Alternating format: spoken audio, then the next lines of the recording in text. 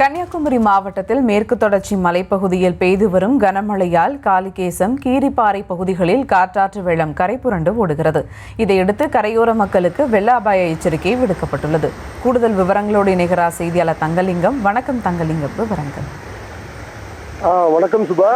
குமரி மாவட்டத்தில் கடந்த சில நாட்களாகவே மாவட்டத்தில் உள்ள அனைத்து பகுதிகளிலும் விட்டு விட்டு மழை பெய்து வருகிறது.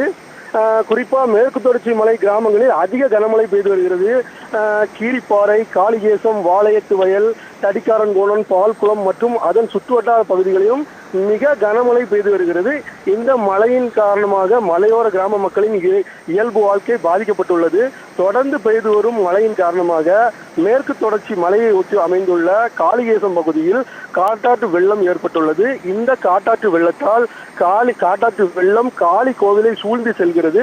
காட்டாற்று வெள்ளம் வருவதால் சுற்றுலா பயணிகள் பாதுகாப்பு கருதி காளிகேசம் சுற்றுலா தலத்திற்கு குமரி மாவட்ட வனத்துறை தடை விதித்துள்ளது. ஆற்றின் கரையோரம் வசிக்கும் மக்கள் பாதுகாப்பாக இருக்கவும் குமரி மாவட்ட வனத்துறை சார்பில் அறிவுறுத்தப்பட்டுள்ளது. சுபா,